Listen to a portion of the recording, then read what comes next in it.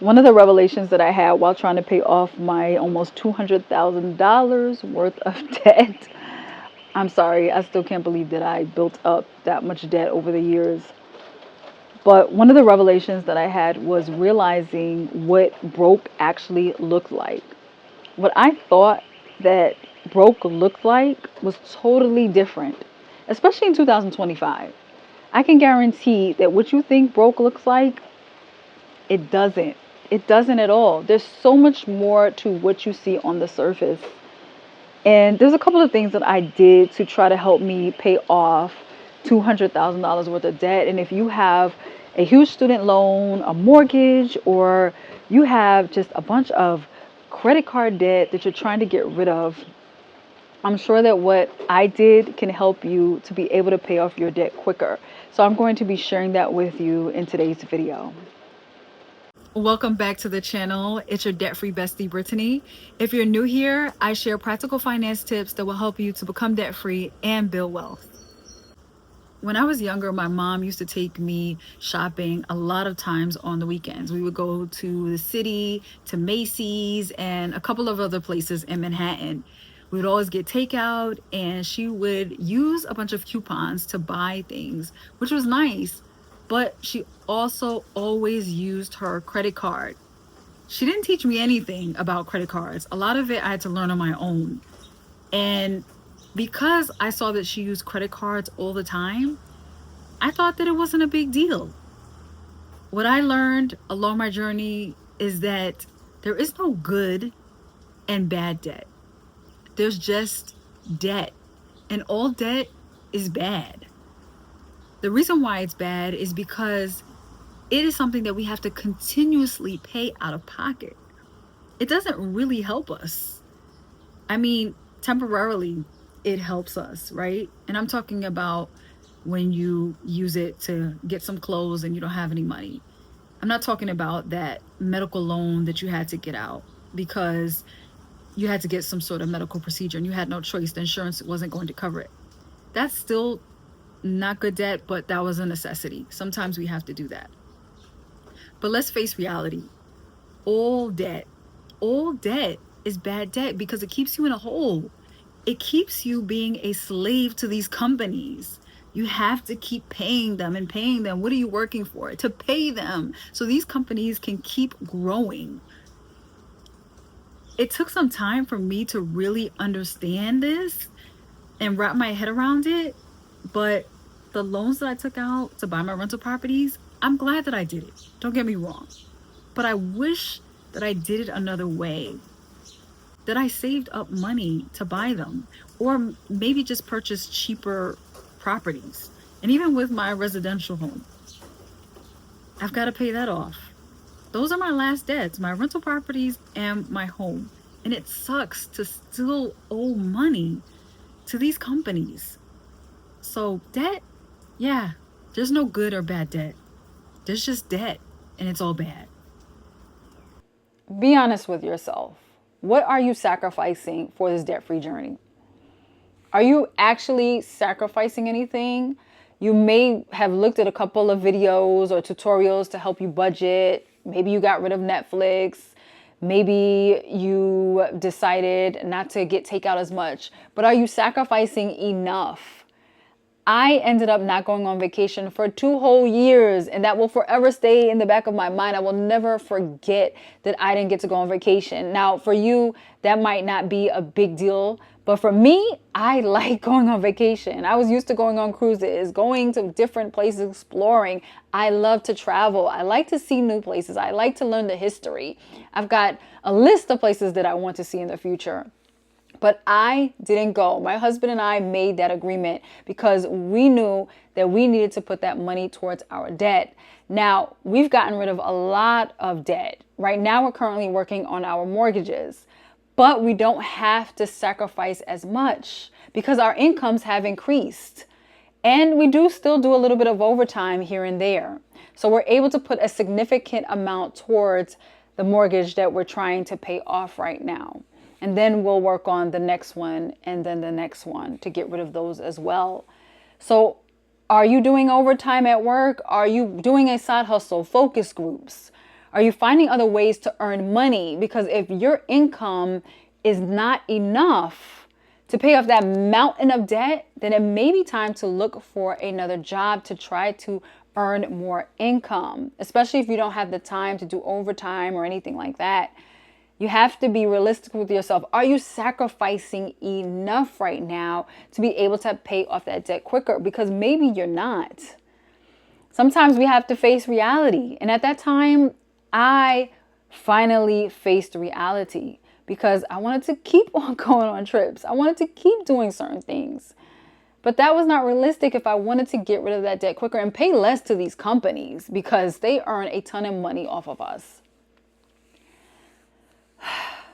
What are you sacrificing? Are you really sacrificing enough? You've got to face reality by laying out every bit of debt that you have so that way you can see all of it. When you face the truth of all your debt and you see it, it can be very stressful. But one of the things that I realized that helped me to pay off my debt a lot faster was by having an actual plan. Create a plan, whether it's on paper, in your phone, your iPad, your laptop, it doesn't matter. Create a plan. Figure out how much extra you can put towards that principal every single month.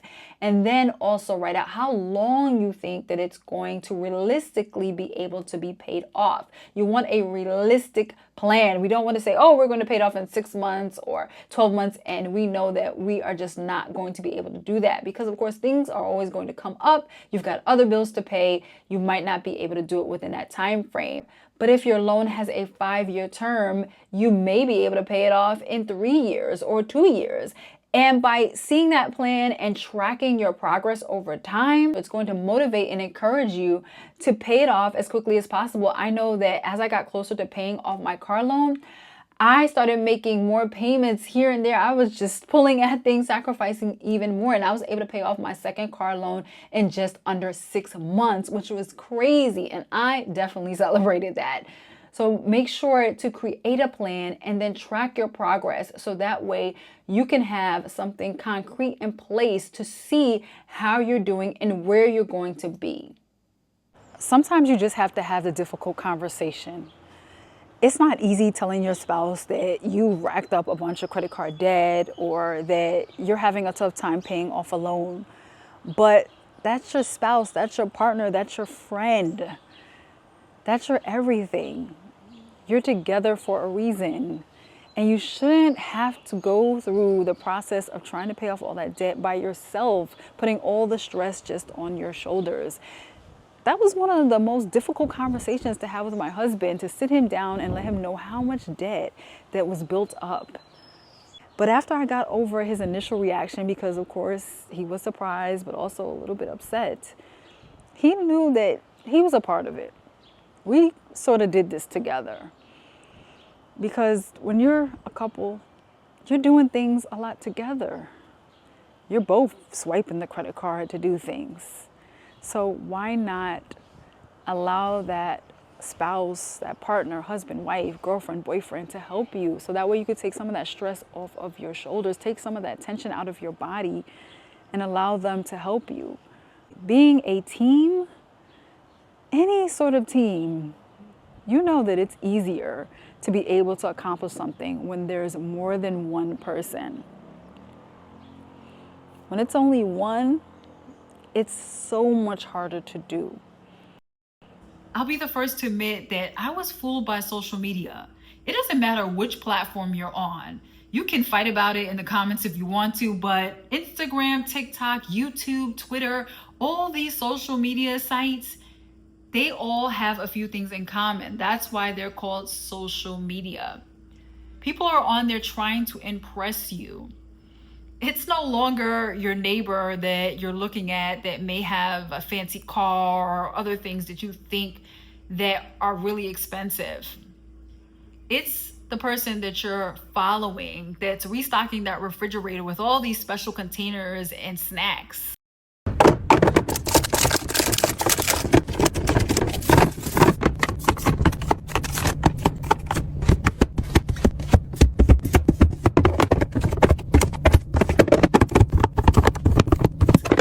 It's the person that has all these fancy clothes and is walking and is showing it off, and then they're tagging that product for you to be able to purchase it.